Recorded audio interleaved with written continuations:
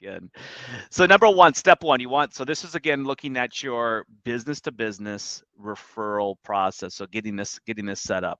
Number one is you want to create a rewards program. In other words, create a reason that one of your business referral partners would want to send somebody your way. We talked about this last week, so if you haven't watched last week's video, make sure you reference it. We'll put a link here in the description, as well as you should be able to see one here on the video. But we want to create a reward, and we talked about different incentives and things you can do based on who the referral partner is. So just reference last week's video. So that's step number one. Step number two. Step number two is, so we're going to develop a Dream 25 list. So I bet you're thinking, what is a Dream 25 list? I'm very curious about I can tell you're at the edge of your seat, Diana. who's on that list. Yeah, who is on that list? So a Dream 25 list is if you look at the local businesses that you want to partner with, you're going to go ahead and make a list of those. And 25 is a good place to start. Now, as you grow your program, you can certainly expand to this. You might have 100 on it, but just to start with, you're going to make a list of 25. So think about trade partners, your local realtors. And by the way, for local realtors, don't just willy-nilly pick a local realtor. Pick the people who are actually doing business, the ones that are working in the communities that you work in. So in other words, if you work, let's say, in a 5-county area, pick 1 or 2 realtors from each county to partner with them. Again, bankers who are doing a lot of financing, architects, interior designers, your trade partners, that are in that area. So we all want to develop that list of 25 referral partners. Now, one of the things is when you develop that list is it can certainly change. You might have people that are not receptive to being a referral partner, so you certainly can switch somebody out. You also might find somebody that is maybe not a good fit. Like they're excited about your program, but maybe that's just not the right fit. It doesn't mean you have to actually stop working at them. You can certainly, of course, give them a reward if they refer somebody to you. But this list of people, as we're going to talk about here shortly, this list is of people that you are going to stay in contact with on a somewhat regular basis. So should we go to step 3, Diana? Yes, yes. Let's move to step 3. Yeah, so next thing we want to do is we want to reach out to your list. And one of the easiest way to do that is before you ask anything from them is that you want to give them something first. So you're going to want to go ahead and you're going to want to look at their online platforms where they have reviews, and you're going to want to start leaving reviews for them. So you're going to just do this from a business to business standpoint. So don't pretend like you've done business with them if you haven't. But if you know them in the community, it's somebody that that you hold in high regard. You can certainly leave a review to say, "Hey, I am a local business in the same community or nearby community, and these guys do. I've heard great things about these guys. I'm excited to be able to work with them in the future. Something like that." So we're going to scratch their back first. So think about places like Google My Business. That's where you want to start. So that's the local business profile. Then we want to look at Facebook, Yelp. Go to LinkedIn. Go to LinkedIn, and you can actually leave them a recommendation on LinkedIn. House is another one, that they may be on if they're an architect, interior designer.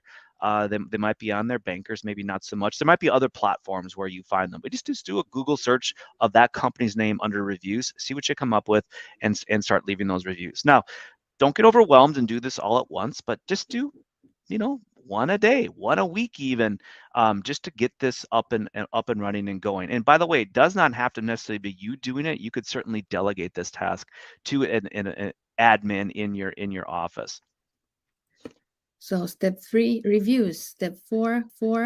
Yep. Step 4, what we want to do is we're going to look at introducing our rewards program. So that's where we're going to reach out to them. Now, the reason we do our reviews first and then we reach out to them is because they're going to know by the time we reach out to them that we left them a review.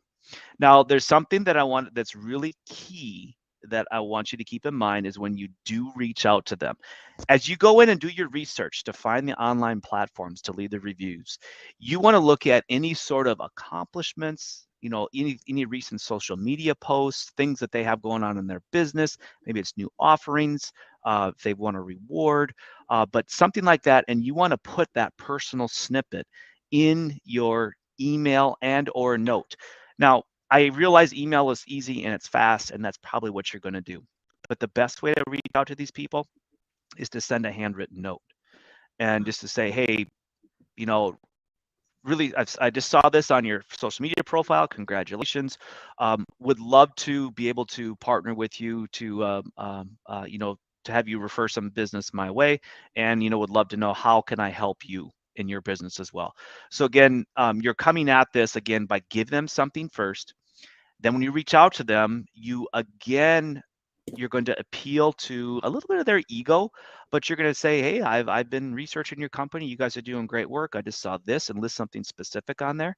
Again, email, or better yet, a handwritten note.